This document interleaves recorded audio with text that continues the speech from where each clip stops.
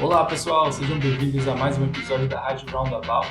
Eu, Samuel Vascurado, estou aqui hoje com o Sérgio Alberts, apresentador. Bem-vindo, Sérgio. Tudo bem? Tudo ótimo, né, Samuca? Com o nosso papo de hoje, acho que não podia estar melhor. Maravilha.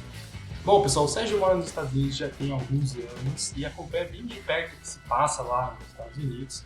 E, além disso, é um entusiasta da história americana, lê muito, estuda bastante sobre a história da América. E em uma das nossas conversas aí sobre o cenário político americano e sobre as eleições do Joe Biden, sobre as eleições passadas aí que levaram Joe Biden ao cargo e o retorno dos democratas, eu fiquei com essa dúvida, até perguntei para o Sérgio, falei, será que o Biden tem potencial para ser o pior presidente da história dos Estados Unidos? E a resposta para essa pergunta é difícil, muito difícil. E não porque o Biden não tem essa capacidade, não porque os democratas não têm essa capacidade, na verdade, tem muita coisa ruim aí no radar, né, Sérgio? Mas a competição por esse posto é muito dura.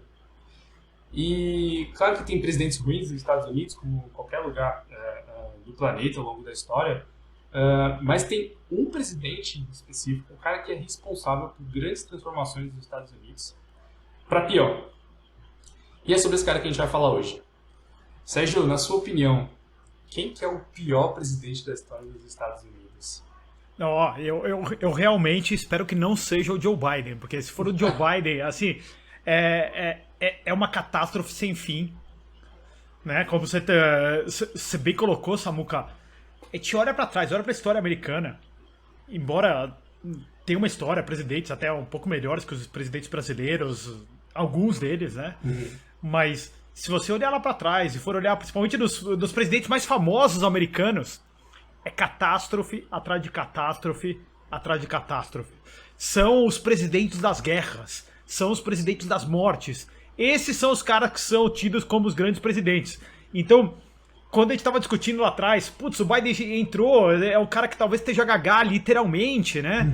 Já com pouca capacidade intelectual. E ele é o pior presidente que a gente já teve. Eu diria que, por enquanto, ele tá longe de ser o pior presidente da história dos Estados Unidos. Eu torço para que ele não chegue a esse ponto. Embora que, logicamente, com a possibilidade da Terceira Guerra Mundial aí, a situação da Ucrânia, tudo, ele pode vir a ser, sem dúvida nenhuma. Mas o estágio que a gente tá falando para ele conseguir o primeiro posto, Samuca, ele teria que causar a Terceira Guerra Mundial. Um apocalipse nuclear. Não, com certeza, com certeza. Então, cara, é muito difícil bater algumas das figuras que a gente tem aí no cenário americano. E é engraçado que sempre que a gente olha uma lista, se alguém pegar uma lista aí, sei lá, da Time Magazine, ou pegar uma lista do New York Times, cara, eu não diria que é basicamente a gente pegar a lista e virar de ponta cabeça a lista, mas é quase isso. É quase isso.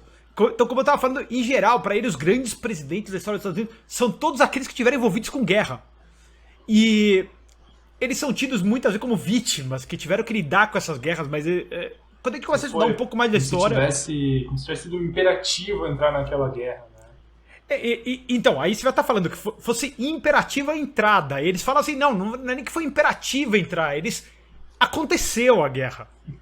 Né? Eles estão até um passo atrás do imperativo entrar, mas sim, eles já acham que é imperativo entrar, e no final você vai ver que todos eles tiveram um papel muito grande de tá fomentando a guerra, a desordem, a matança, a destruição de valores, tanto no fronte externo quanto no fronte nacional. Então, realmente, é uma tragédia. Vamos torcer, primeiro que tudo, Samuca, antes de responder a tua pergunta, que o Biden não chegue a ser o pior presidente da história dos Estados Unidos. E acho que, por enquanto, ele tá longe. Ele não tá nem na lista do top 10 piores da história, Samuca.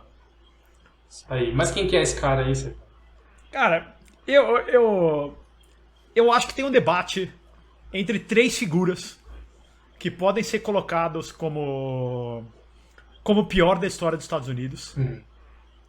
Eu acho que para nós que não somos americanos, né, e para os americanos também é uma tragédia, mas o impacto que esse cara teve para o mundo inteiro acaba sendo o Woodrow Wilson, que, para quem não sabe, é basicamente o presidente americano que tá no poder durante a Primeira Guerra Mundial. Né?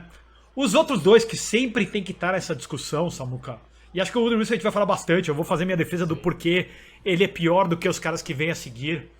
O segundo seria o Lincoln, né, que é tido por muitos como o número 1, o melhor presidente da história dos Estados Unidos, e um cara que promoveu uma carnificina nos Estados Unidos, né, que morre naquela época com uma população que é 1/10 da população de hoje, Samuca. Vamos pensar, então na guerra entre os estados, né, porque por definição não é uma guerra civil que a gente tem nos Estados Unidos, porque não são duas facções lutando pelo mesmo poder, mas sim, é uma guerra de separação mesmo, de secessão que a gente tem. Então, nessa guerra, para evitar a separação, basicamente começar a matar o federalismo americano, o cara mata por volta de 600 a 800 mil pessoas, dependendo dos dados que você levantar. Aí, então, isso é valores de hoje, né, ou valores de hoje, tô falando, não é que tem inflação, mas assim, se a gente ajustar o tamanho da população americana de hoje, seria como morreu 8 milhões de pessoas nos Estados Unidos numa guerra num período de 4, 5 anos. Absurdo. Então, é uma coisa assombrosa. E o outro que tem que estar nessa lista, que também é um presidente envolvido com guerra, de novo, a gente vai ver, que em geral é ali o número 2 ou 3, às vezes até o número 1, dependendo quem está na lista, né? Muitos democratas, muitos saudosistas dele, é o FDR, né? O segundo Roosevelt, o Franklin Delano Roosevelt, que é o presidente que assume durante a Grande Depressão, né? E é chamado por muitos de o rei americano, né, durante seu mandato. É o único presidente americano a ter mais de 2 mandatos. Então a gente vê, ele morre no poder, então a gente não sabe se ele iria perseguir um 4º mandato depois. E ele é o cara que não só deu toda a tragédia que foi aquele New Deal, que estendeu toda a Grande Depressão Americana, que poderia ter sido algo muito mais curto, como também entra na Segunda Guerra Mundial, e a Segunda Guerra Mundial é um tema que é difícil, que muitas pessoas ainda falam assim, é a última das guerras justas, é a última guerra que os Estados Unidos deveria ter entrado, e acho que depois vale a pena a gente fazer um episódio sobre isso e tal, mas assim, as provocações e a vontade americana de entrar na guerra são sempre aparentes, né, do FDR, as provocações contra os japoneses, o bombardeio de Pearl Harbor, na verdade, é algo totalmente esperado. Então, não tô falando que o dia certinho, a hora, tudo isso daqui, mas é algo que basicamente o governo americano provoca. Então, também, ó, toda a tragédia que o cara gera, o número de mortes, uma guerra que poderia ser mais curta. Não tô falando que, entre os Estados Unidos vencer a guerra e a Alemanha nazista vencer a guerra, não é melhor a Alemanha nazista ter vencido a guerra, mas eu tô dizendo, não é a única solução pra guerra era os Estados Unidos entrar, e a gente tem que lembrar, o cara que tudo bem, quando já caem as bombas nucleares, a gente já tá no governo do Truman, mas assim, todo o projeto, toda a planificação das bombas nucleares está no projeto do próprio FDR. Então também, enfim, é uma tragédia sem fim o que ele faz, o agigantamento do Estado americano, o Estado tocando a mão em tudo, né? Acho que é impossível também, a gente tá falando aqui dos piores presidentes americanos, a gente não falar do Lyndon Johnson. Uma missão honrosa aí. Uma missão honrosa. Até eu tenho alguns amigos que falam, não, ele é o pior de todos. Acho que ele é o mais recente dos muito ruins. Então, muita gente tem o pai que viveu baixo o Lyndon Johnson, e não o avô que viveu baixo o FDR, ou o bisavô, tataravô que viveu baixo o Woodrow Wilson, como a gente estava falando. O Lyndon Johnson tem a Guerra do Vietnã. Hoje em dia, sei lá, ainda tem que se falar em tom especulativo, mas é quase certo que ele tá por trás do assassinato do Kennedy, anterior a ele. Então, toda a expansão do Great Society, que é toda a expansão do estado de bem-estar social, do welfare state nos Estados Unidos. Então, também é uma tragédia sem fim, né? E o Nixon, eu sempre tenho dúvida de colocar o Nixon na lista dos 5 piores ou não, mas só pelo fato dele ter acabado com o último link com o ouro, acho que ele, se ele não é o 5º, ele tá entre os 10 primeiros. Não tem nada a ver com o Watergate, não tem nada a ver com essas coisas que, perto dos escândalos do Obama com relação ao uso do IRS, né, da Receita Federal para espionagem, perto dos escândalos de Joe Biden mesmo agora, perto até do Baby Bush, que também é um dos piores presidentes da história dos Estados Unidos, também tem que estar entre os 10 ali, junto com Obama também. Mas, enfim, Samuca, acho que assim, a gente tem essas figuras todas trágicas. Então vamos torcer pro Biden. Não dá pra gente torcer pra ele ser um bom presidente, mas vamos torcer para ele não entrar nessa lista dos 5 piores, porque os desdobramentos disso, a carnificina, mortes mesmo que a gente está falando, pessoas que morrem literalmente baixo a mão do Estado, não é nem só via ações do Estado, mas via ações do Estado, é gigantesco, Samuca. Então, eu acho que tem que estar nessa lista. Quando eu falei que basicamente é não só a gente inverter de ponta cabeça a lista, é porque tem alguns presidentes ali, por exemplo, George Washington, ele é o grande americano de todos os tempos, né? E ele é o general durante a Guerra da Revolução, né? A Revolução Americana. Ele é o grande general, o grande líder. E ele assume, ele é o primeiro presidente da história dos Estados Unidos. E muitos historiadores, até do mainstream, colocam ele, às vezes nesse primeiro, ou entre os 3 primeiros presidentes da história dos Estados Unidos. E eu acho que a gente teria que colocá-lo, sim, numa lista positiva. Você me perguntar se tem uma lista positiva. Eu não tenho uma lista bem definida do que seria positivo, mas acho que o George Washington estaria nessa lista, apesar do Whiskey Rebellion e outras coisas que tem negativas no mercado dele, mas no mercado, na presidência dele.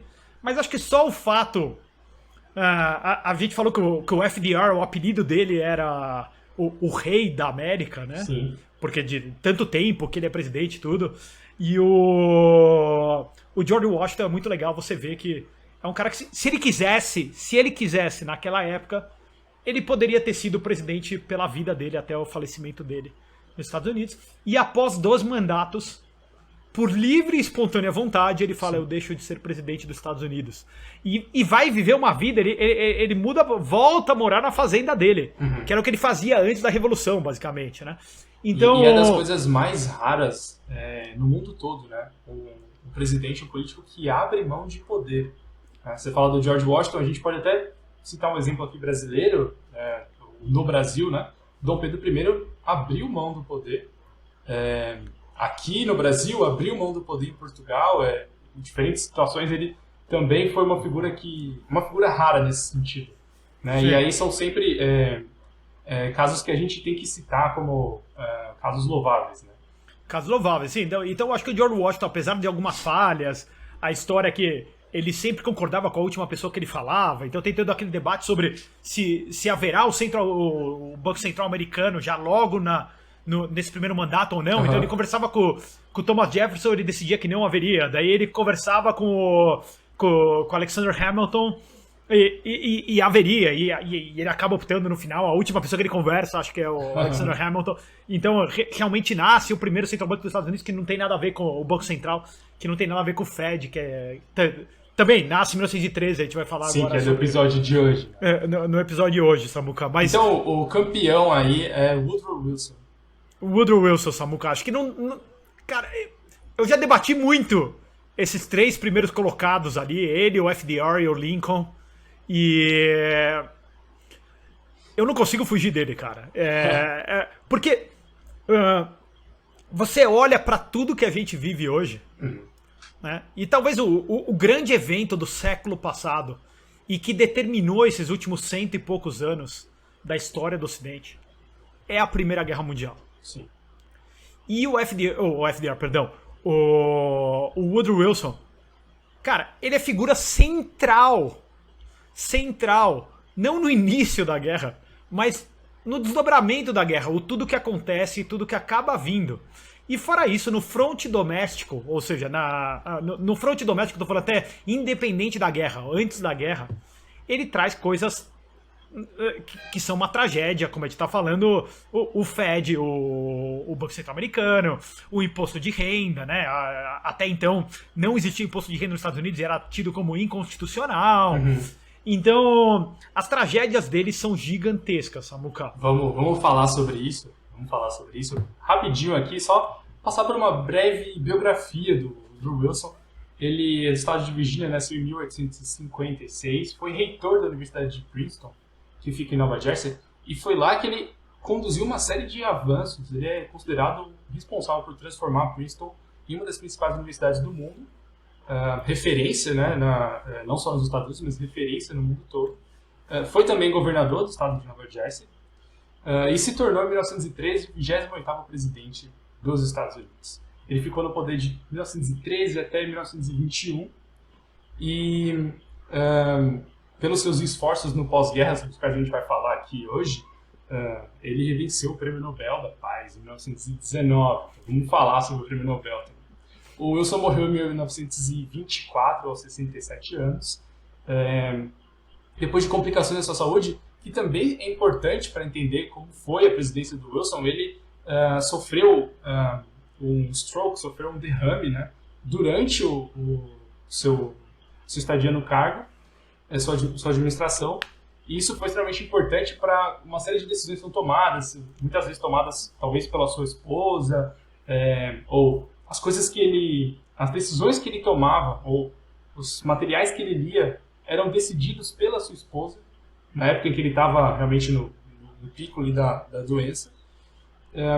E a primeira coisa que a gente tem que falar aqui sobre o Wilson, que acho que é importante a gente falar, é sobre um tema extremamente delicado. Ele deixou um péssimo legado de segregação racial e, de fato, buscou ativamente destruir as relações raciais nos Estados Unidos, né? Já como reitor da Universidade de Princeton, ele usou da sua autoridade para desencorajar a admissão de alunos negros. E durante os seus 8 anos como reitor de Princeton, ele não contratou nenhum negro para ser do corpo docente, ele não aceitou nenhum negro como aluno e manteve a segregação nas instalações da universidade. E como parte assim, dos esforços recentes de revisionismo histórico, né, em 2020 a Universidade de Princeton retirou o nome do Woodrow Wilson do campus, e agora a memória do ex-presidente americano se tornou parte da cultura do cancelamento. Então acho que o primeiro tópico aqui sobre o Wilson é racismo. Com relação a essas questões raciais, como que foi não só a presidência do Wilson, mas essa figura do Woodrow Wilson?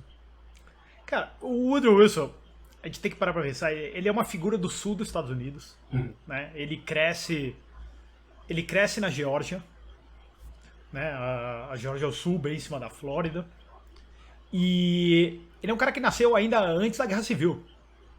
A gente tem que lembrar isso, ele morre jovem, com 67 anos, mas já incapacitado nos últimos 6, 7 anos da vida dele, né? Até uma analogia, talvez, com o que a gente tem hoje em dia. E ele é uma figura típica do Sul. Ele é um cara que vem de uma família onde o pai dele sempre foi um defensor da escravidão, né? Então, mesmo nos debates, mesmo durante toda a época de reintegração, que a gente tem a reintegração pós a guerra do Sul com o Norte, o pai dele sempre foi muito vocal contra isso, né? E é engraçado ver, hoje em dia, que você está falando que ele está sendo vítima do cancelamento, né? E na maioria das listas que tem hoje em dia de os melhores presidentes dos Estados Unidos, ele sempre aparece ali o near great, quase fantástico, assim, quase... Ele só não tá no topo lá com o FDR e o Lincoln porque ele era racista. E o que você escuta a maioria das pessoas falando hoje em dia, e o que me parece assustador, é assim, apesar dele ter toda essa mancha do racismo dele, ele foi um excelente presidente. Então, não fosse o seu racismo, essas questões raciais, ele poderia ser até considerado o melhor presidente. O melhor presidente de todos. Então, e isso, até, assim, talvez uma das únicas coisas boas daquele projeto do New York Times, o 1619 Project, né, que é basicamente um revisionismo histórico da história americana, traçando tudo que aconteceu nos Estados Unidos se inicia em 1619, com a chegada do primeiro barco negreiro nos Estados Unidos. Então tudo é visto através dos olhos da escravidão e do racismo nos Estados Unidos. Mas assim, talvez uma das únicas coisas boas é que eles estão levantando que assim, algumas figuras adoradas pela esquerda americana, né, realmente tiveram muito a ver com a escravidão e com o racismo. Então a figura do Lincoln, em menor medida, também está sendo questionada. Sim. Né? E o Lincoln também era claramente um racista, tal. E trabalha, quando ele morre, o grande projeto da vida dele é mandar todos os caras para a Líbia de volta. A Líbia é um país artificial criado pelos americanos para enviar os escravos das Américas para serem repovoados. Então, assim, esse é o projeto que o cara tá trabalhando quando ele é assassinado. E o Woodrow Wilson sofre isso mais forte ainda, né? Mas o principal ponto que a gente escuta falar do Woodrow Wilson, Samuca, acho que você já entrou com detalhes que vão além do que o cidadão americano comum fala. Acho que o cidadão comum americano já nem sabe o que ele fez enquanto reitor de Princeton. Sim. Tá? Então, o grande papo é assim, o primeiro filme... Porque a gente tá falando, ele é presidente, ele assume, ele ganha a eleição de 1912. Então ele assume em 1913. Sim. Tá nascendo a indústria de filmes naquele momento. Então o primeiro filme que é transmitido, não sei nem se a gente pode falar assim, que passa na Casa Branca, dentro da Casa Branca, é um filme que chama The Birth of a Nation, que é basicamente a história da Ku Klux Klan. Isso aí. Tá? E a Ku Klux Klan, pra quem não sabe, assim, é um movimento que nasceu entre os democratas do sul dos Estados Unidos, que era o Woodrow Wilson, tá ok? E sempre com essa vontade de acabar essa reintegração, a integração a reconstrução americana, a reconstrução do sul, em função dessa integração dos negros com os brancos. Então, e o Woodrow Wilson, esse é o primeiro filme que ele decide que ele vai ver na Casa Branca, o primeiro filme que é visto, e esse é o principal ponto de cancelamento, né? Mas acho que ele vai muito além disso, né? Das práticas dele em Princeton, onde ele é reitor por quase 10 anos, se não me falha a memória, né? Como governador do estado de Nova Jersey, eu não sei bem o que foi que ele fez, mas foi muito rápido, porque ele logo... Só 2 anos, né? Isso, ele logo saiu para a presidência. Mas como presidente, ele acelera uma série de leis que existiam em alguns estados do sul, que eram chamados Jim Crow Laws, que eram leis de segregação racial. Então, sei lá, aquele filme que é muito famoso, sei lá, era muito famoso nos anos 80, aquele Mississippi em Chamas, com o Gene Hackman, então você consegue ver ainda ali nos anos 50, 40, quando tá acabando isso, então como que era essa segregação, então o negro não podia entrar no mesmo ônibus que o branco, mas assim, o empreendedor, se eu fosse um empreendedor, eu também era proibido de oferecer um ônibus que fosse pro branco Sim. e pro preto. Então, assim, era legislação estadual mesmo que proibia. Não era só o empreendedor que fazia isso, só a sociedade, não. Era imposto top-down. Mas isso estava tudo no âmbito municipal e estadual.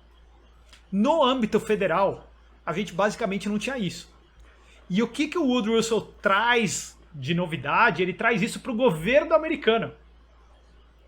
Samuca. Então ele traz federal.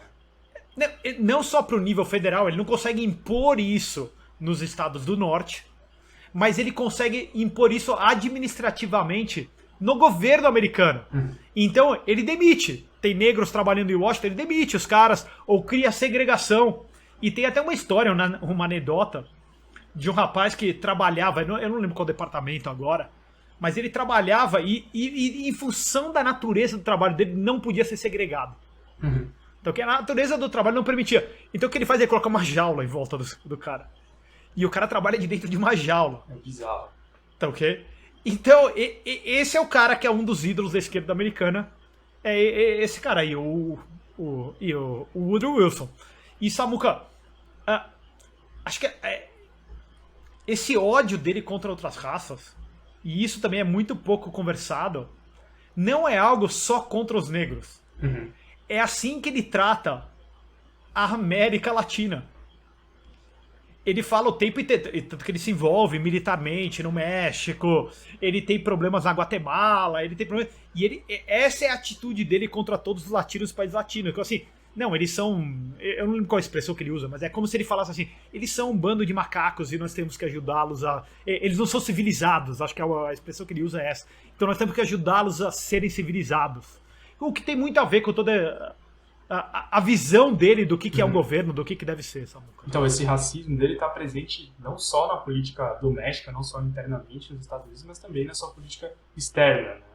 No quintal dos Estados Unidos, ele também aplica essa visão de segregação racial, né? E é claro que a gente não pode falar de Woodrow Wilson sem falar de racismo, né? Não dá para tirar isso das discussões sobre o seu legado.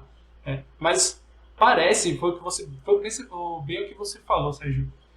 Parece, ou a cultura do cancelamento faz parecer que a presidência do Wilson poderia ser considerada uma das melhores, não fossem suas políticas de segregação. E isso é um completo erro, né? Sobre justamente isso que a gente quer falar aqui. Então, para além do seu racismo, o legado do Wilson como presidente é de desastre, um desastre que repercute até hoje. E a gente pode falar já na largada da campanha do Wilson à presidência em 1912 e algumas das leis que partiram dessa plataforma dele que ele defendeu durante as eleições. Posso fazer um ponto só antes de você favor. falar dos pontos dele? Eu sempre falo para todo mundo que é importante entender que assim, o Woodrow Wilson ele é conhecido como o grande idealista. O grande idealista. E a gente tem que dar um passo atrás e olhar assim, o Woodrow Wilson é um cara que foi um acadêmico durante 30 anos da vida dele. Antes dele ser reitor da universidade, ele era professor na Universidade de Princeton. Né? E ele é o único presidente americano a ter um PhD. Até hoje. Então, acho que enquanto a gente olha assim, o plano de governo do Lula, do Obama, do Trump, e é tudo assim, o cara fez isso daqui, é um material de marketing pra ele pegar e distribuir pra gente, né? Do Woodrow Wilson, acho que as ideias dele estão muito sedimentadas em escritos dele. Ele é um acadêmico, ele foi um acadêmico durante 30 anos, com livros publicados, com artigos publicados, professor na faculdade de Princeton. Né? A faculdade de Princeton é uma faculdade presbiteriana, ele era presbiteriano, ele é o primeiro reitor que não é um pastor presbiteriano, né? Mas, enfim, ele está dentro de casa o tempo inteiro. Então, e é uma faculdade, uma Ivy League, uma das faculdades, assim, pra quem não sabe, assim, é onde Einstein deu aula. Então, uma das grandes faculdades americanas, onde o Paul Krugman deu aula também, enfim. Não tão grande assim. Enfim, mas... então, é importante entender que, assim, o que ele fala, a retórica dele, ou seja, muitas coisas das ideias dele, são realmente o que ele pensa, porque a gente olha, são livros que o cara escreveu 30 anos antes, 20 anos antes, 10 anos antes, artigos, então... acho que é importante colocar isso em contexto, que talvez a gente tenha uma ideia melhor de quem era a pessoa Woodrow Wilson, ou do que ele realmente pensava, do que simplesmente um político pragmático. Perfeito. E, inclusive, essa plataforma da campanha eleitoral dele se tornou também um livro. Em 1913 ele publicou como um livro, ficou conhecido como New Freedom, ou Nova Liberdade, Sérgio. E muita gente afirma que foram políticas importantes ali do New Freedom para o livre comércio, principalmente para a competitividade. Porque tinham políticas de antitrust, políticas em favor dos pequenos empresários, pequenos empreendedores contra grandes corporações, os grandes titãs. Essa plataforma é realmente liberal, assim.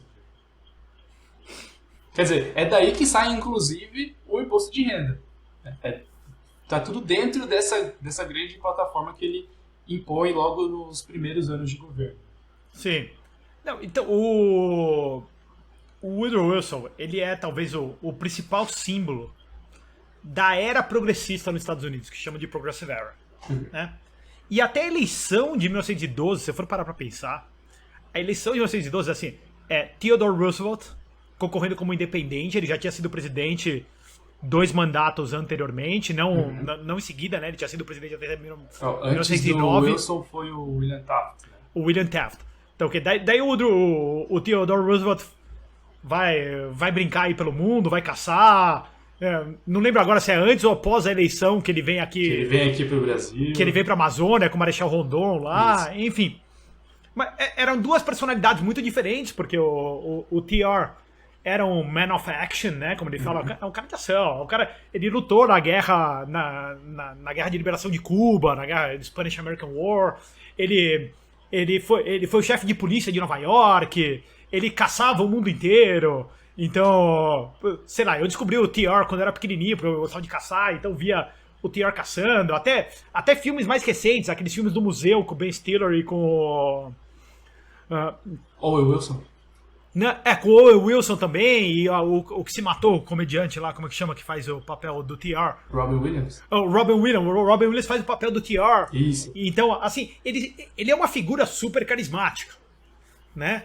Então, de personalidade, os dois caras eram muito diferentes. Então, parecia, para algumas pessoas, que a gente tinha, nossa, duas coisas totalmente diferentes brigando. Mas, na verdade, a gente tem dois progressistas, claramente, lá. E o progressista que eu quero dizer, assim, talvez a grande mudança de chave que a gente tem nos Estados Unidos durante a era progressista, e não dá pra entender o Woodrow Wilson sem entender esse movimento, é a ideia que, assim, o governo tá aqui, no máximo, pra garantir os direitos individuais de todas as pessoas, para uma ideia progressista onde o governo é a solução para todos os problemas. E para resolver esses problemas, nós temos que agir de maneiras pragmática, no sentido de, se eu tiver que violar os direitos individuais de algumas pessoas para resolver uma situação, nós o faremos. Então, é essa a mudança de chave que existe nos Estados Unidos com o TR, né? O Theodore Roosevelt é a primeira grande figura do progressivismo a tomar a presidência nos Estados Unidos.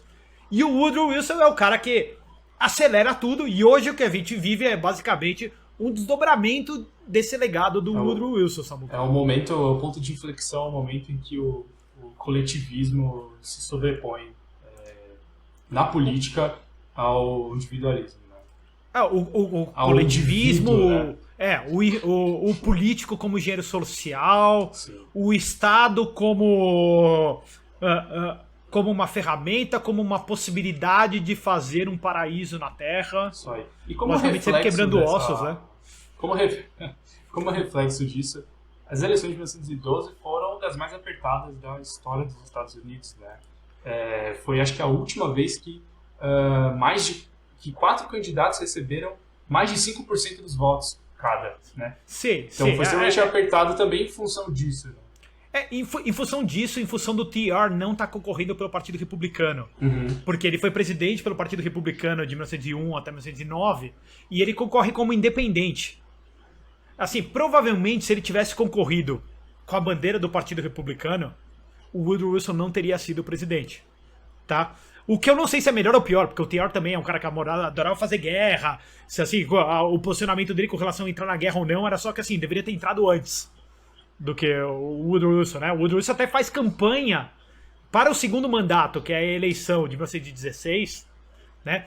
Ele faz campanha falando que ele não entra na guerra, que até então era a doutrina americana.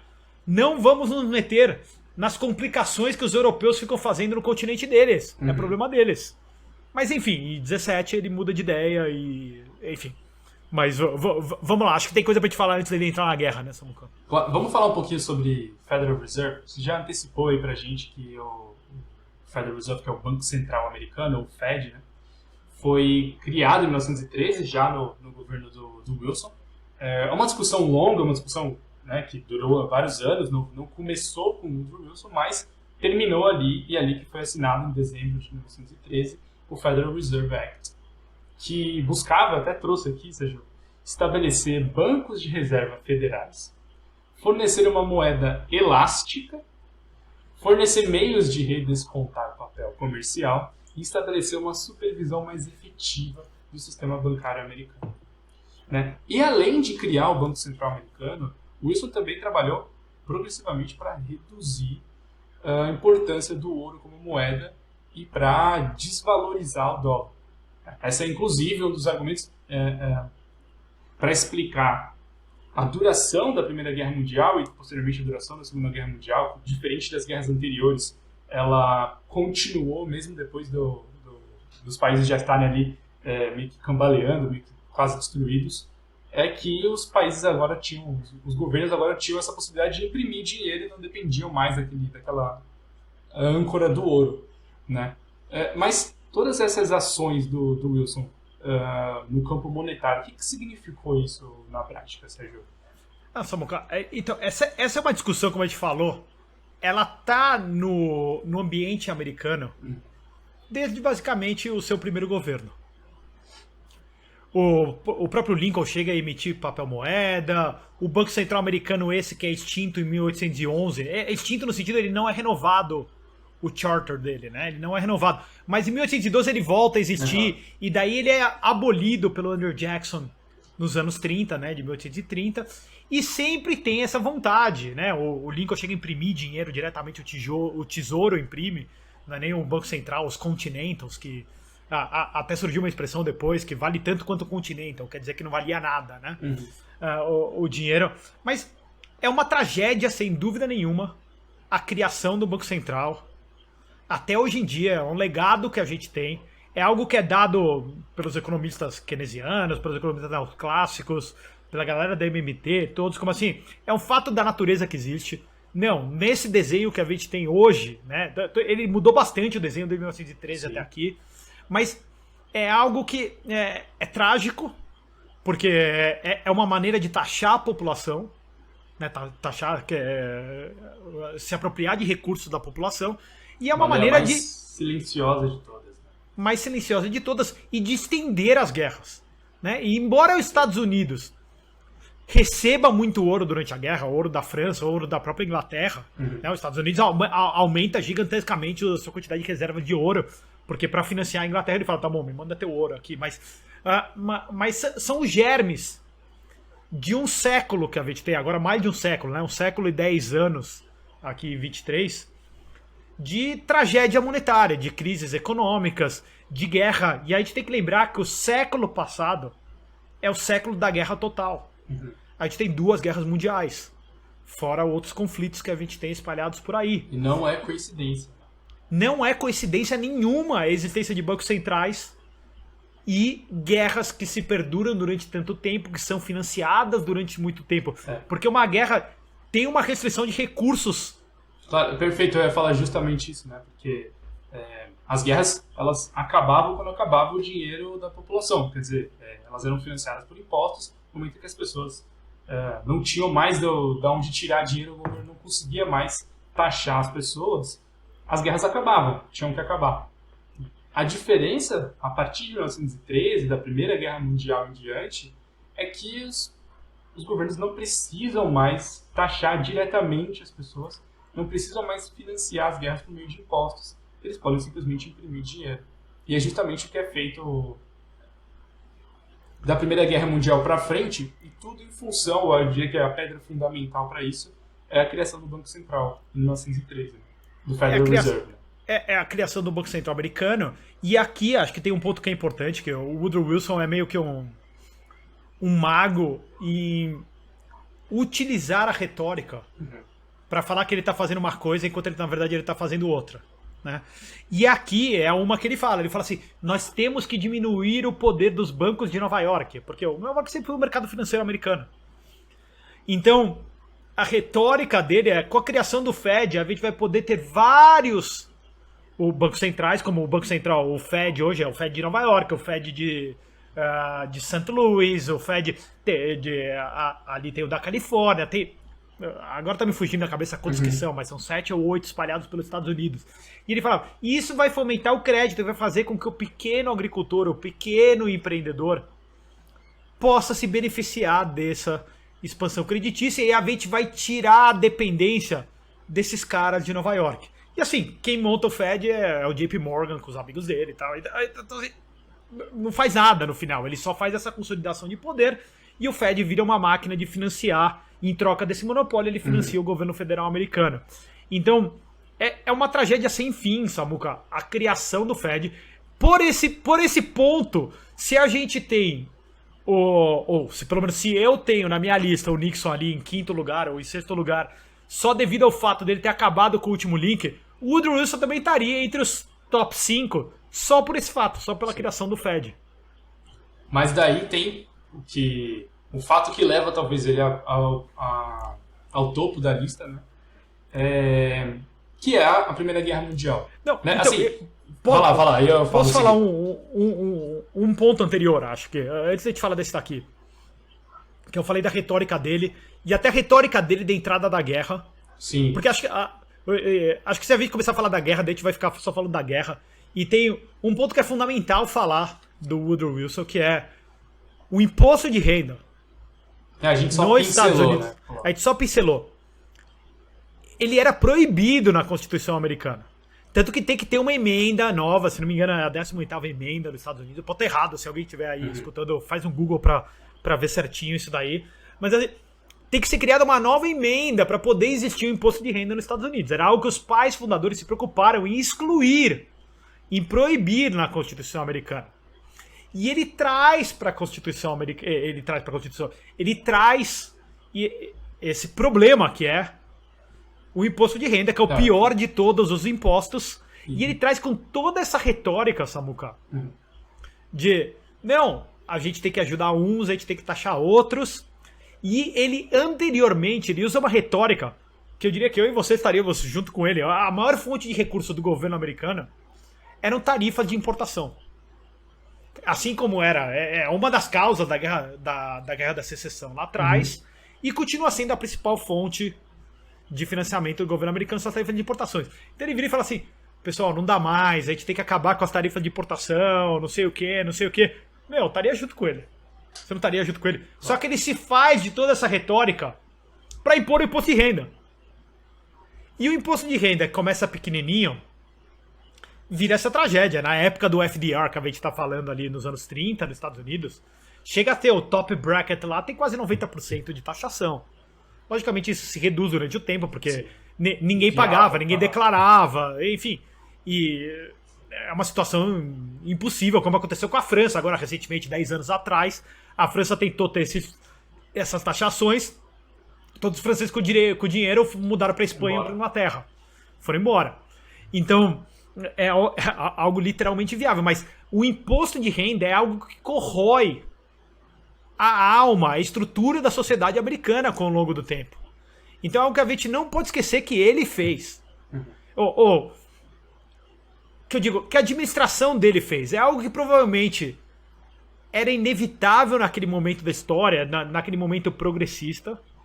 Então qualquer outro presidente progressista teria também topado isso, mas acontece no governo dele. Mas coube ao Woodrow Wilson. Coube ao Woodrow Wilson, perfeito. Então, sinal de que ele era também muito bom nessa retórica é que fazer uma emenda na Constituição americana é extremamente difícil, né, Sérgio? Já pensou? A capacidade de articulação que ele e o grupo dele tinham com todo o Congresso americano. Então, tudo bem, que alia todos os interesses, né? Todos vocês vão ter mais cargos, a gente vai ter mais fonte de recursos e tal. É muito difícil, mas ao mesmo tempo, dado o tema, não é tão difícil, dado... só se a gente pensar em escolha pública, assim, qual os interesses de todos esses caras que estão votando lá. Então, é difícil, mas também não é impossível, como não foi. E hora de falar de política externa e da diplomacia de Wilson. Wilson declarou neutralidade logo no estouro da guerra de 1914, foi bem o que você falou. Ele também se utilizou dessa suposta neutralidade que ele faria para ser reeleito em 1916. Mas ele rompeu com a sua própria neutralidade e entrou na guerra em 1917. E a gente vai falar disso em seguida, né? Ele foi um dos mais influentes negociadores na Conferência de Paz de Paris, que, entre outras coisas, produziu o Tratado de Versalhes. E vamos falar disso em seguida. Primeiro, como é que foi essa entrada na guerra em 1917, Sérgio? Porque a guerra começa em 1914, ela termina em 1918, só que, a essa altura, os países já estão completamente destruídos. É guerra total, como você falou, entre os países europeus. A Inglaterra está destruída, não quer mais guerra, a Alemanha não quer mais guerra, não quer mais guerra assim, mas daí chega os Estados Unidos inteiro, claro, está entrando agora na guerra, como você bem falou, ele está recebendo ouro de diferentes países, ele está, além disso, desvalorizando o dólar, então ele está com um poder financeiro gigante frente aos outros países dessa época. E ele entra como um aliado da Inglaterra, um aliado dos países aliados para enfrentar a Alemanha.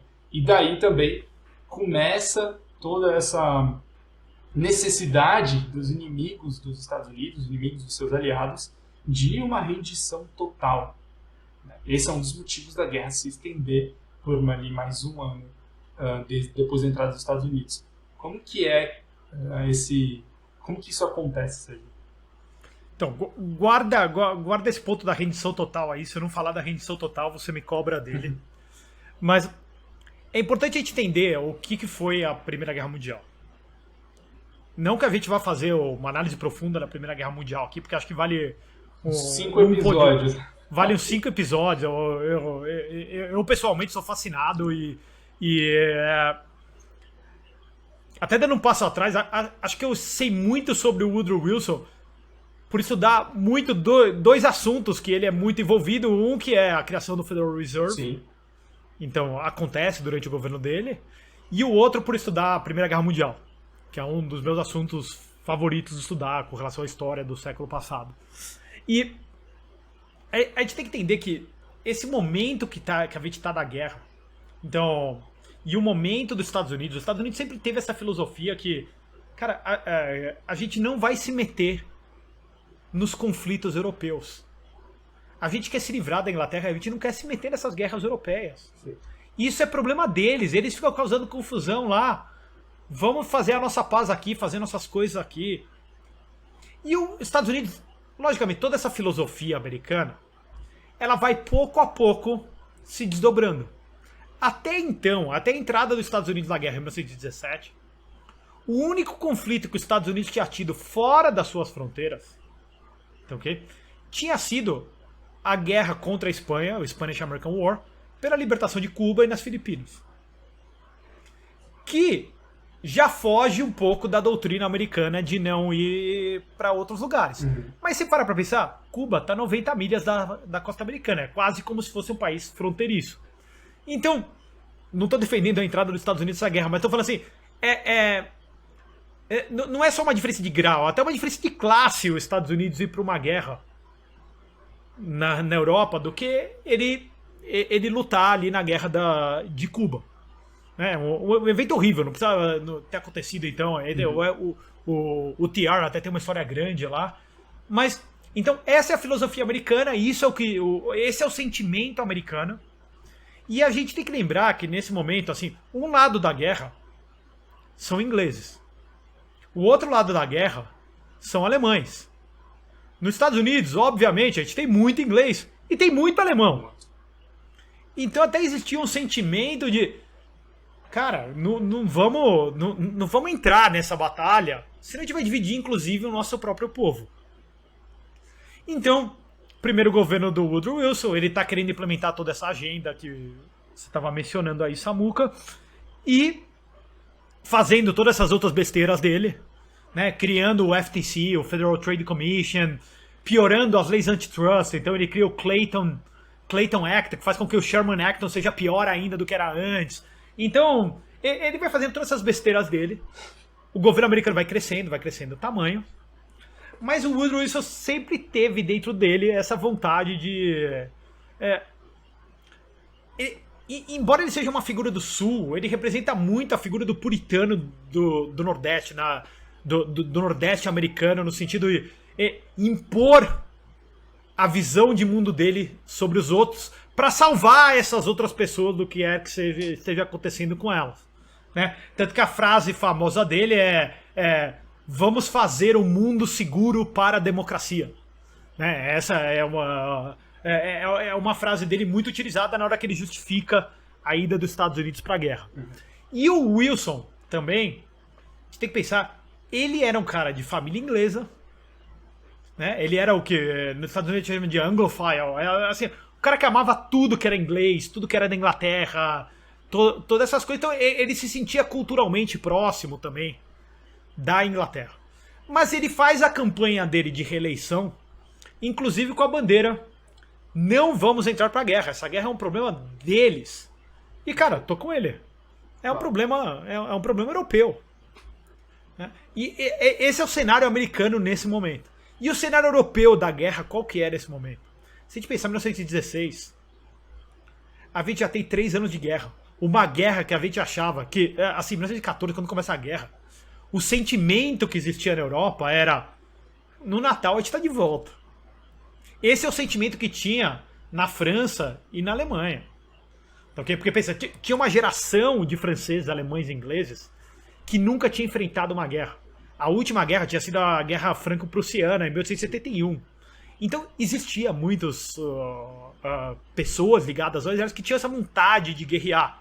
E até, idiotas, inclusive, na Primeira Guerra Mundial, sim, Natal de 1914, que tem aquela célebre celebração conjunta, sim, quando os soldados... A trégua natalina, que você fala em português. A trégua natalina, quando os soldados ingleses e os soldados alemães atravessaram o campo de batalha. Também. Os franceses também, enfim, atravessaram o campo de batalha, se cumprimentaram, trocaram presentes. Quer dizer, principalmente no começo da guerra, não existia essa animosidade enorme entre os soldados, entre os povos, né?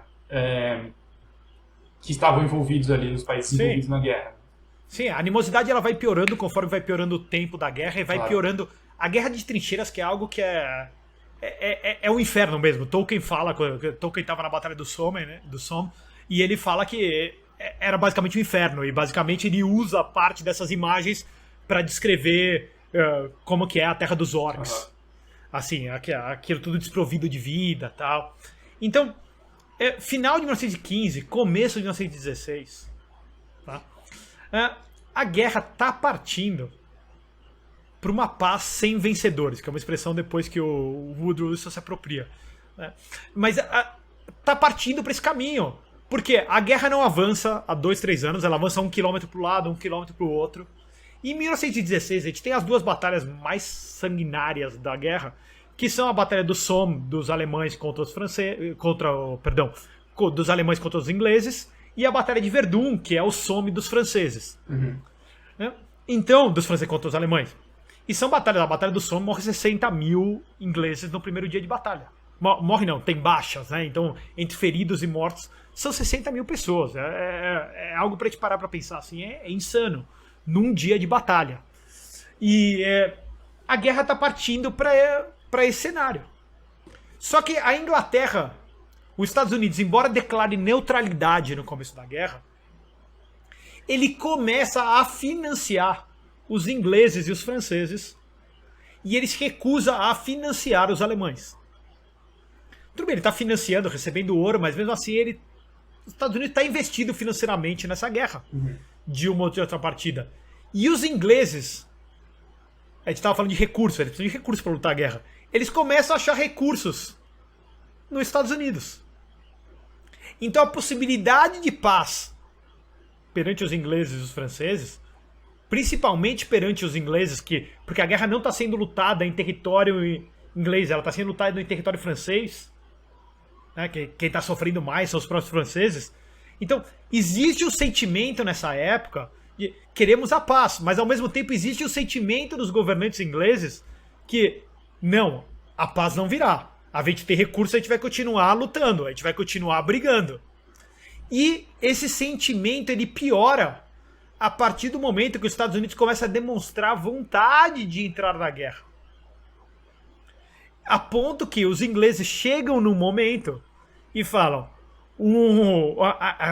o fim da guerra só existe com uma rendição total dos alemães e dos austro-húngaros. O que é basicamente impossível isso. Basicamente impossível, porque daí os caras vão, a rendição total, eu nem lembro quais que eram os termos que eles pediam na época, que são termos parecidos com o que acabam acontecendo depois da guerra, mas o cara vai falar: então eu vou morrer literalmente agora, ou posso tentar lutar e evitar a minha morte. Então é basicamente isso que acontece. É esse o cenário em que começa a entrada americana na guerra, Samuca. Isso aí.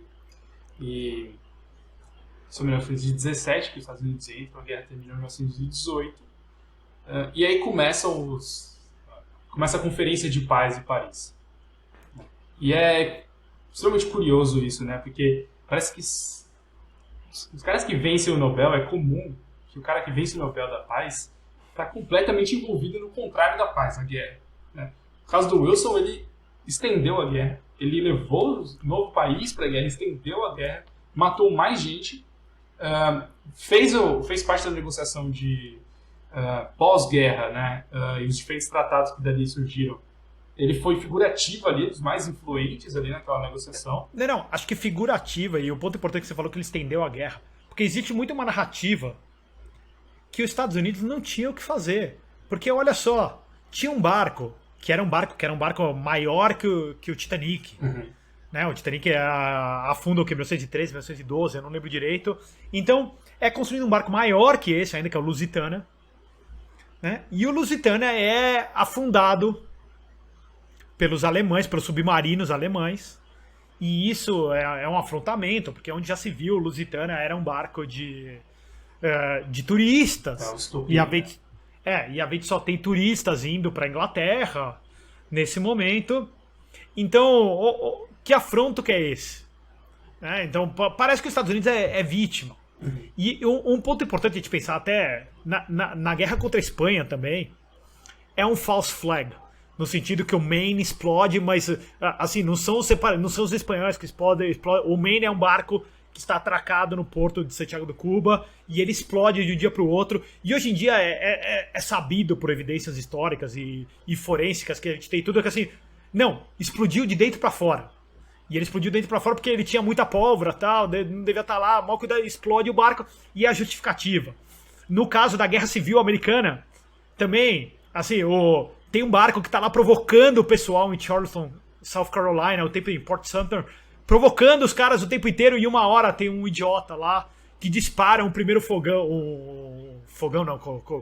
canhão, um tiro de canhão, e o tiro de canhão vai lá, acerta o barco, e daí essa é a desculpa do Lincoln para começar a guerra. Parece sempre que, isso não é teoria da conspiração, mas parece sempre que foi um único evento que mudou todo o rumo da história e que obrigou os Estados Unidos a entrar na guerra, quando na verdade é uma coisa que é muito pensada, muito pensada, e a maioria deles são provocações. Sim.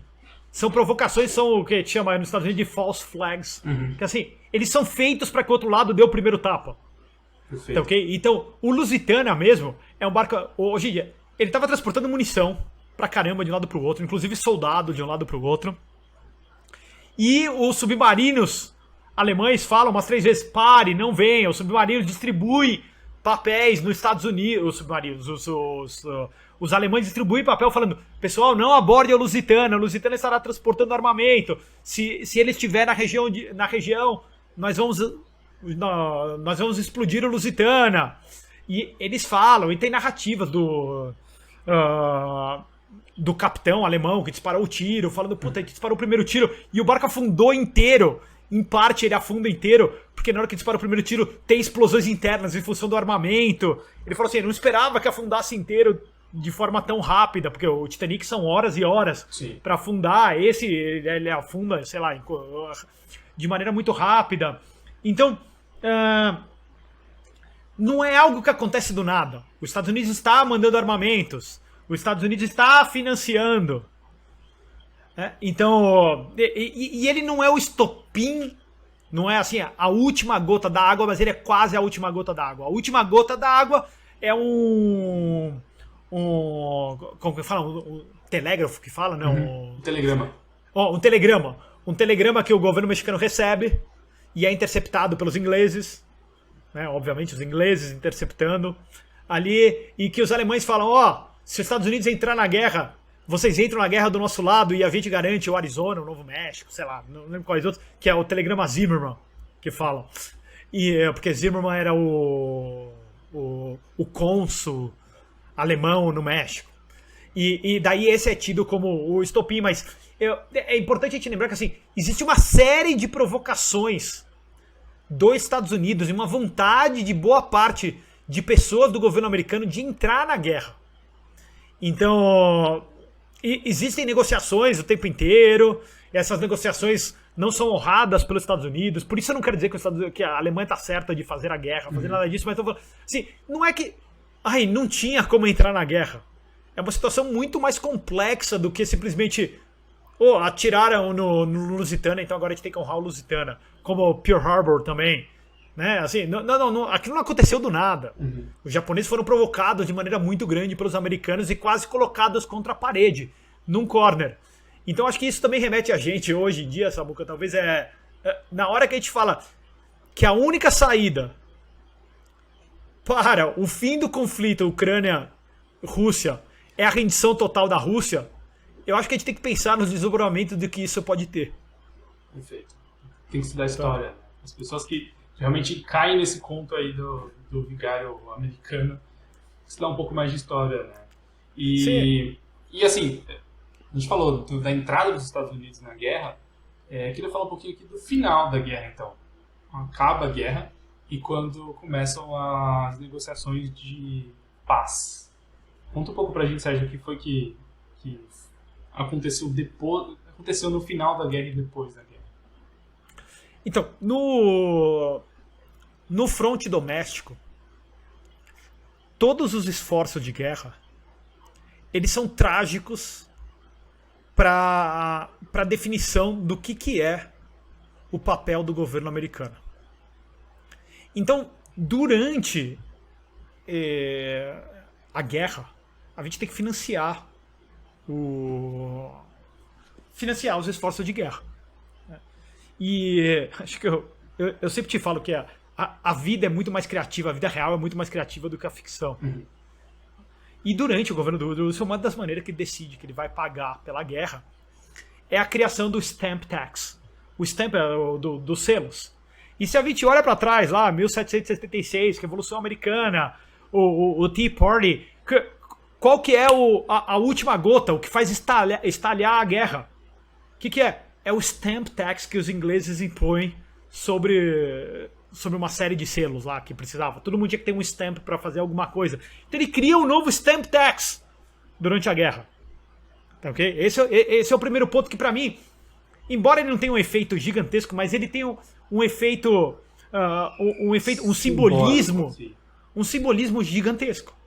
Então o que a gente tem que acontece? Tem até um artigo do Murray Rothbard que fala, acho que é World War I as Fulfillment. Fulfillment, ou seja, tá preenchendo, tá acontecendo tudo aquilo que todos esses engenheiros sociais, todos esses progressistas queriam. Porque agora eles têm que gerir a economia inteira. Uhum. Então, a gente tem um crescimento, a criação de diversos boards, né, conselhos de administração, de definição da produção e do consumo. A gente tem ataques fortíssimos contra a liberdade de expressão. Todos os rádios, tudo bem, a gente está na infância do rádio, os rádios são nacionalizados. É proibido nesse momento no governo do Woodrow Wilson, assim, que é algo parecido talvez com o que a gente passa no Brasil, que passa até hoje nos Estados Unidos, é proibido se opor contra a guerra. Não que no Brasil seja proibido se opor contra a guerra, mas é proibido se opor a decisões do governo federal. Uhum. Então, o caso é tão trágico a ponto que, assim, tem um cara que concorreu com ele à presidência em 1916 pelo Partido Comunista, acho que não lembro direito, o Eugene Debs, e esse cara vai pra cadeia, porque ele dá um discurso que ele tá falando assim, jovens americanos, existe algo melhor pra vocês do que morrerem, do que eles serem alvos de balas. E assim, esse cara vai pra cadeia, ele só sai da cadeia quando entra o próximo presidente. O Woodrow Wilson nunca dá perdão pra esse cara. Uhum. Então, ele bane a livre expressão, que é qual que é a emenda número 1 da Constituição Americana?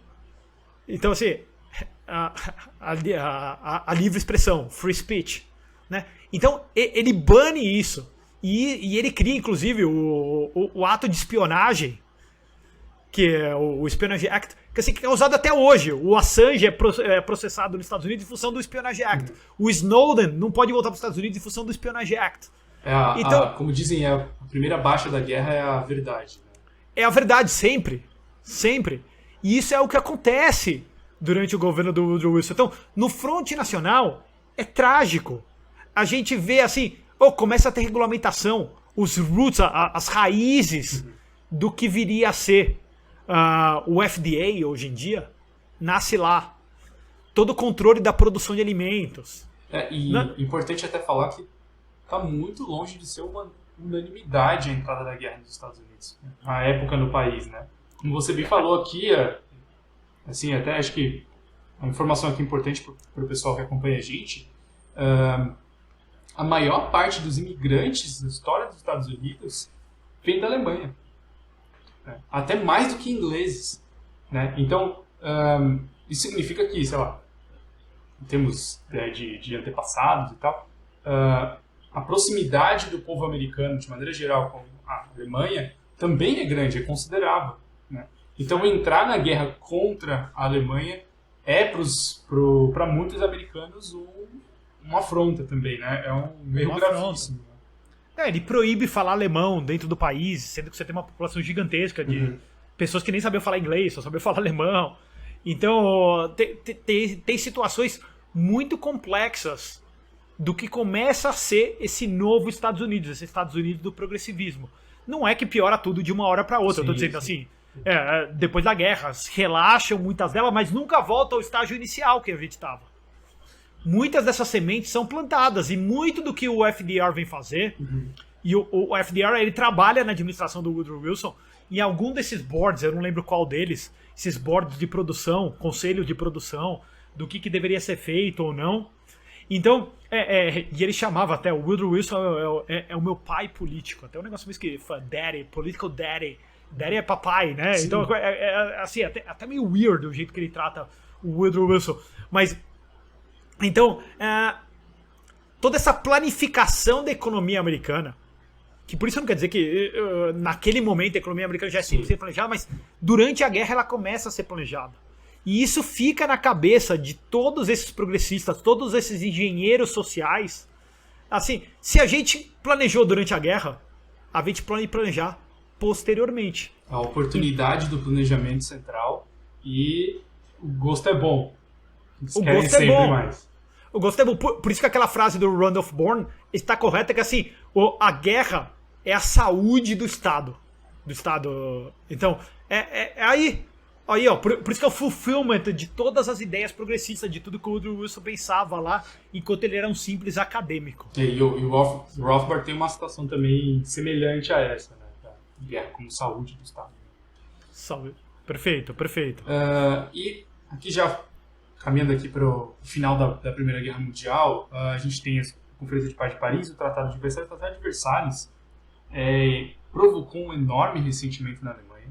Ele impôs uma série de multas à Alemanha, e isso criou as condições econômicas, as condições sociais, as condições políticas para a ascensão do Partido Nazista Alemão.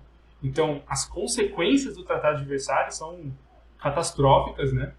E esse é o principal produto da Conferência de Paz de Paris, que acontece logo depois da Primeira Guerra Mundial. E é irônico porque o Wilson vence o Prêmio Nobel em 1919. Quer dizer, um ano depois da guerra, um ano depois de produzir esse tratado, de assinar embaixo, ele vence o Nobel da Paz.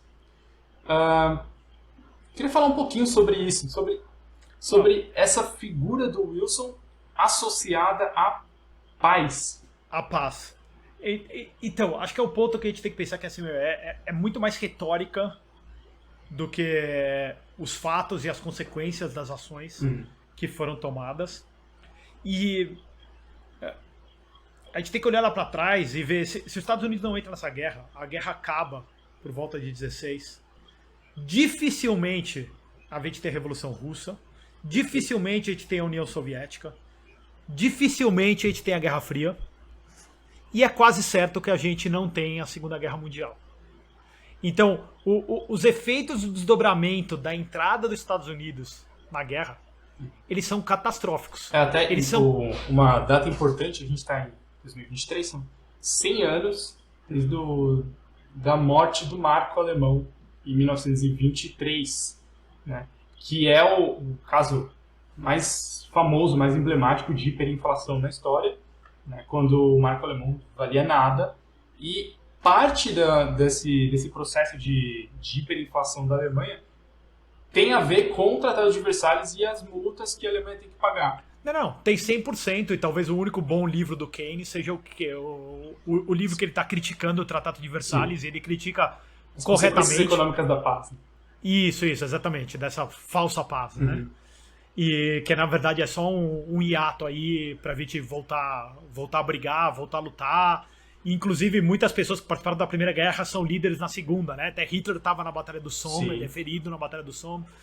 O Churchill, logicamente, muda de posição, em uma ele é chefe da Marinha, desastroso, by the way, lá em Galípoli, mas, enfim, e depois ele é o grande líder da Inglaterra na Segunda Guerra.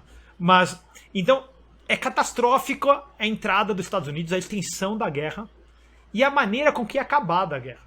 Só que a gente tem que lembrar, no começo de 1918, perdão, o Woodrow Wilson dá aquele speech dele, aquele discurso dele que é famoso, que são os 14 pontos do Woodrow Wilson, que acabam norteando todas as conversas durante o Tratado de Versalhes. Né? E ele fala muitas coisas. Pô, Samuca, você lê aquilo, você vai falar muita coisa, você vai falar, cara, é legal pra caramba muita coisa que ele tá falando, né? O primeiro ponto que é uma paz sem vitória. Então, sem vitória significa que também não tem o derrotado na guerra. Que era basicamente o que a gente falou que ia acontecer em 1916 e... provavelmente, ninguém consegue dar certeza disso, obviamente, né? Mas é o que iria ser acontecido. Então ele fala isso, pô, é o melhor dos mundos. Né? Mas claramente o resultado do Tratado de Versalhes, existe um vitorioso, existe um derrotado, mas um super derrotado. Né? E ele traz algumas coisas nesse speech que são positivas. Né? Mas ele traz uma outra que é a criação da Liga das Nações, que é o sonho dele. Em parte ele ganha o prêmio Nobel pela criação da Liga das Nações. Porque ele acha que com a Liga das Nações nós não vamos ter a guerra. Não, a gente não vai ter guerra, porque todos os países vão estar falando. E ele acha que o Tratado de Versalhes vai ser um Tratado de Viena 2. Só que o Tratado de Viena, lá atrás, depois das invasões napoleônicas, a gente cria basicamente um cenário de paz no continente europeu depois de um século XVIII que tinha sido muito problemático. Muitas guerras, tal, as guerras de religião, tudo isso daqui, tudo bem, até no século XVII. Mas, enfim, um cenário muito... Tanto que a gente tem a Revolução Industrial, a gente tem tudo que acontece durante o século XIX depois, nesses 100 anos que vão, né? Basicamente 100 anos, acho que é 1813 o Tratado de Viena até estourar a guerra em 14. Então a gente tem quase 100 anos. Tudo bem, tem a Guerra Franco-Prussiana, que é um conflito menor, a gente tem a unificação alemã, a gente tem a unificação italiana, que não são 100% pacíficas, mas são conflitos pequenos, principalmente comparado a tudo que a gente teve antes com o Napoleão e o que a gente tem depois. Né? Então ele tinha essa vontade de ele ser o cara que criou isso, que fez. Né? Mas, na hora que ele chega lá na mesa de negociação, com a Alemanha destruída, e uma coisa que ele fala é a autodeterminação dos povos. E a autodeterminação dos povos, eu tô dentro, beleza, autodeterminação dos povos. Mas a autodeterminação dos povos, isso significava proibir a continuação do Império Austro-Húngaro e do Império Turco-Otomano, que gera uma série de problemas depois que a gente vive aqui, gera uma série de problemas no Oriente Médio, enfim, todos os problemas que a gente vai virar a posteriori. Então, a autodeterminação significava não poder mais continuar fazendo parte do Império Austro-Húngaro, que era o principal que ele odiava. Então, quando ele chega na mesa de negociação, sei lá, as anedotas que tem é que assim, cara, os ingleses e os franceses falam assim, não, a gente quer tudo, não existe essa história de paz sem vitória, a gente quer a vitória, e que a única coisa que o Wilson queria era Liga das Nações. Eu vou ter a Liga das Nações? Beleza. Então, embora ele tenha toda essa retórica, em parte bonita, tem algumas coisas não muito legais ali nos 14 pontos, mas enfim, na hora que ele tem a Liga das Nações, e eu julgo que a ONU é uma das grandes tragédias que a gente tem atualmente, assim, ele cede em todas as outras coisas boas que ele tinha. Então talvez essa retórica dele é maior e tem uma influência maior, assim como o Barack Obama ganhando o prêmio Nobel 90 anos depois, em 2009, que assim, é só uma retórica, ele ainda nem assumiu a presidência quando ele ganha. Então, okay? Ou seja, ele não fez nada. E o Barack Obama é um cara que jogou 100 mil bombas no Oriente Médio durante o governo dele. 24 mil bombas e tanto no último ano de governo dele. É um cara que tá longe de ser da paz. O cara que fez a invasão da Líbia, tá? Assim, o cara é um criminoso de guerra. Entendeu? E é um cara que ganhou o Prêmio Nobel da Paz. E o Woodrow Wilson a mesma coisa. Então, acho que tem muito disso... essa falta de entendimento do que ele fez, colocar a retórica sobre o ponto de todos os outros, e tem ao mesmo tempo esse endeusamento que o mundo ocidental está passando. A ideologia progressista, a ideologia fascista, que tem muita semelhança no sentido de um controle total da economia, de cima para baixo, então desse dirigismo. Então, sim, se a gente tiver a Liga das Nações, A gente vai conseguir controlar, porque a gente vai conseguir ensinar o mundo, a gente vai conseguir levar a democracia a todos os outros povos. Será que a gente deve também a Woodrow Wilson a gênese do globalismo, Sérgio? Acho que sem dúvida. Acho que sem dúvida a gente começa a ver todo esse pensamento, a criação da Liga das Nações. Então, no fundo, o que é? E pensa o globalismo, que as pessoas às vezes confundem com a globalização. Eu sei que a gente sempre fala assim. Globalização é Samuca, a gente tá tradando com alguém, fazendo comércio com alguém do outro lado do mundo, que quer que seja, todo mundo fazendo de maneira livre, espontânea. E o globalismo é a ideia que, não, todos nós no mundo estaremos baixo um governo central, e se não for um governo central, todos nós estaremos baixo as mesmas regras no mundo inteiro. Então, olha, quando nos Estados Unidos a gente fala de a maneira wilsoniana de lidar com a política externa, é essa vontade de levar democracia a todos os povos. Então, olha, o que é a invasão da Líbia? Os caras têm um ditador horrível lá, o Gaddafi e tal. Não, eles têm que ter democracia. Vamos lá, faz guerra contra o cara, mata não sei quantos milhares de pessoas lá, e daí depois o que tem? Vamos instaurar a democracia. Cara, a Líbia é um nada hoje em dia. Porque, sei lá, funcionava da maneira deles. Eu não tô defendendo o ditador, mas tô falando, a gente não entende as particularidades do que tá acontecendo naquele local. Como que o cara, a Hillary Clinton, que ficou lá celebrando, dançando que o Gaddafi morreu, sim, outra sociopata, mas como que ela tem noção do que deve ser feito lá? E isso tendo como se ela estivesse atuando de boa fé, que é outro papo também pra gente ter, se ela tá atuando de boa fé ou não, mas mesmo com essa boa fé, ela não tem a capacidade de saber o que é melhor pra aquela população. Então, eu diria que sim, Samuca, essa vontade de globalismo, eu acho que talvez não seja essa gênesis lá, mas tem sementes que foram plantadas, sem dúvida, pelo Woodrow Wilson ali, cara. Isso aí. E vamos caminhando aqui pro final, Sérgio. Falar um pouquinho sobre os últimos anos do Wilson. Já muito doente, debilitado. Acho que muitas coisas que aconteceram já no final do seu cargo como presidente, a gente tem que sempre citar esse fato de que ele já estava debilitado, estava doente, como eu comentei aqui no comecinho do nosso papo hoje, ele tinha sofrido já um derrame, então estava com muito tempo acamado, enfim, nunca se recuperou completamente disso, e até traços da sua personalidade foram mudados assim, de maneira significativa por conta dessa sua doença. Como que foi esse final do governo Wilson? E é importante, ele sai do cargo em 1921, morre em 1924, então quase logo em seguida ali, né? Perfeito. Então, e ele morre jovem, se eu for para pensar, morre com 67 anos, não um menino jogando futebol, mas enfim, não é um velhinho ali. Sim. E tal. E acho que é importante a gente pensar já um outro fato que acontece no final desse governo dele nos Estados Unidos é a tal lei seca, que gera o Al Capone e todas aquelas coisas que a gente conhece. E a lei seca, o Woodrow ele vota contra a lei seca, tá ok? Mas todas as sementes anteriores da lei seca, elas estão dentro. Ele proíbe o consumo de álcool durante a guerra em determinadas situações, porque a população tem que estar produzindo. Onde já se viu o cara tá bêbado e não tá produzindo, ou o cara tá bêbado e tá falando contra a guerra. Então, ele proíbe. E tem muito esse espírito puritano que ele sempre teve dentro dele de dizer aos outros como eles têm que levar a vida dele. Então, embora ele até vote, ele veta e o Congresso vai lá e retira o veto dele. Da lei, né? Da lei seca. Mas toda a gênese disso está dentro dele. E é um ponto que já acontece no momento que ele já está debilitado fisicamente, como você está falando.